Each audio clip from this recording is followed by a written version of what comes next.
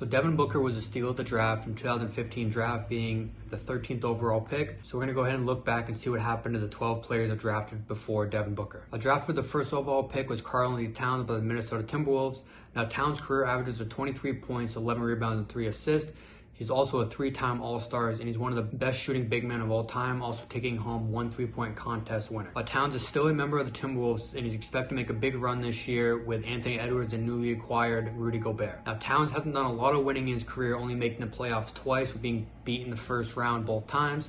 But with the new look Timberwolves, they have high hopes going into next season. A draft for the second pick was D'Angelo Russell by the Los Angeles Lakers. Now, Russell's career averages are 18 points, 3 rebounds, and 6 assists.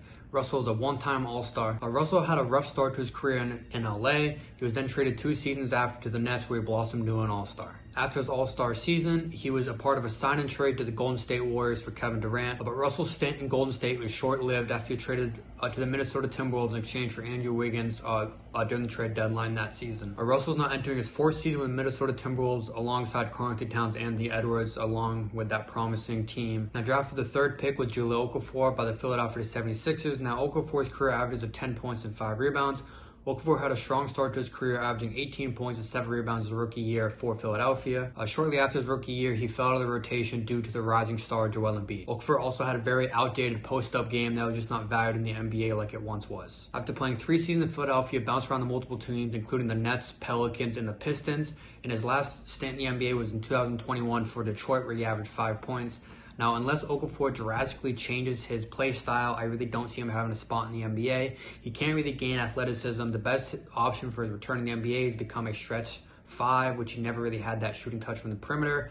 So as of right now, I really don't see Okafor making a return to the NBA anytime soon. Now, draft for the 4th pick was Kristaps Porzingis with the New York Knicks. Now, Porzingis' career averages are 19 points and 8 rebounds. Porzingis had an electric start to his career in New York before tearing his ACL in his 3rd season. Shortly after his ACL tear, there was some turmoil in the New York front office, and he was then traded to Dallas, where he played 2.5 seasons before being traded to the Washington Wizards in 2022. Now, for Porzingis, injuries have really derailed his career, but when he's actually been on the court, he's been a very productive player.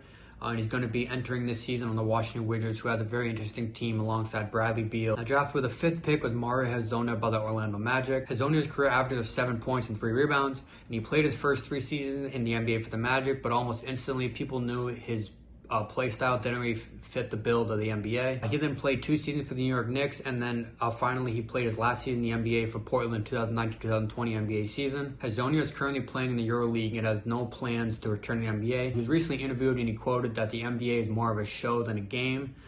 So that pretty much hints that he's not planning on making a return. And saying that, I doubt an NBA team's going to want to pick him up anyways, so it's safe to say that his NBA career is over with. Now, draft for the 6th pick was Willie Cauley-Stein by the Sacramento Kings. Cauley-Stein's career averages of 9 points and 6 rebounds. The draft selection was odd at the time because Sacramento still had their star DeMarcus Cousins on the roster, so the odds were stacked against him from the jump. Once Cousins was traded, it didn't get much better for Willie Cauley-Stein in Sacramento.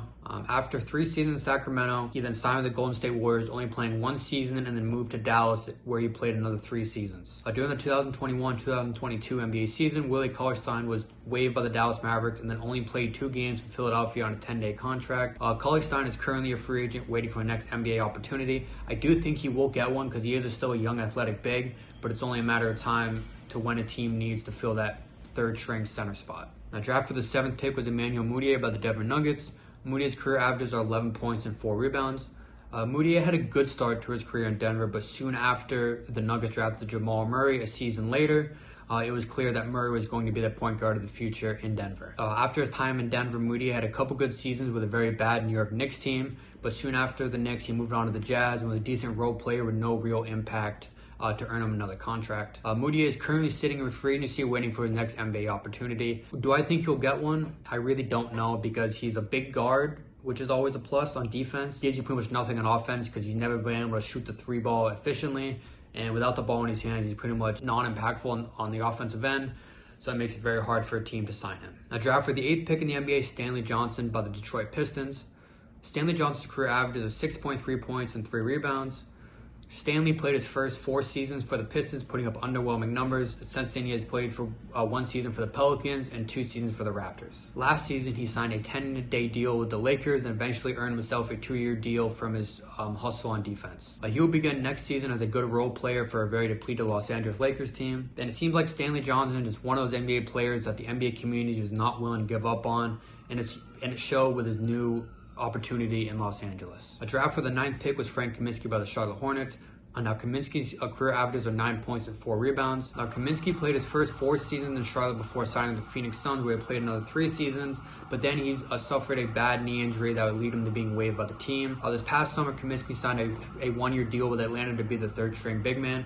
Now, I think Kaminsky will always have a job in the NBA because he's a big who can stretch to 4 at a pretty efficient rate.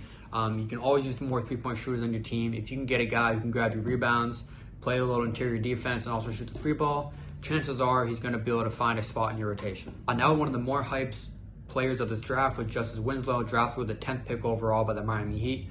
Winslow's career averages are 8.4 points and 5 rebounds. Winslow so far has had a very up and down career, while his first 5 seasons playing for the Miami Heat and then eventually being traded to the Grizzlies, where he played only 1 season. Winslow then had a small stint with the Clippers before being traded to the Blazers, where he found good minutes and showcased that he can still be an impactful player on the NBA roster. And Winslow will begin next season for Portland in high hopes he can pick up where he left off last season. A draft for the 10th pick with Miles Turner by the Indiana Pacers.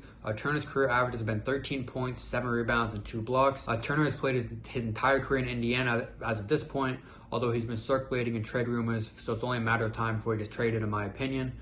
Turner's always been a great starting center for his entire career. He can grab rebounds, he can shot blocks, he can finish in the paint, and he can stretch out and shoot the 3. That checks all 4 boxes for a quality center in the NBA, and he's going to have a job on some team for the near future. Now, draft for the 12th pick, Trey Lyles by the Utah Jazz. Trey Lyles' career averages are 8 points and 4 rebounds.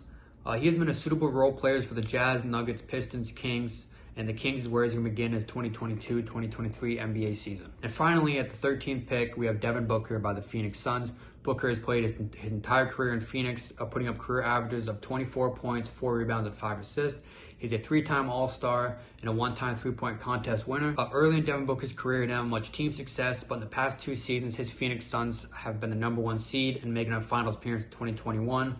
Devin Booker has been an incredible scorer throughout his entire career, and that should continue for the near future. All right, that has been the 12 players drafted ahead of Devin Booker. I hope you guys enjoyed it, and I'll see you in the next one.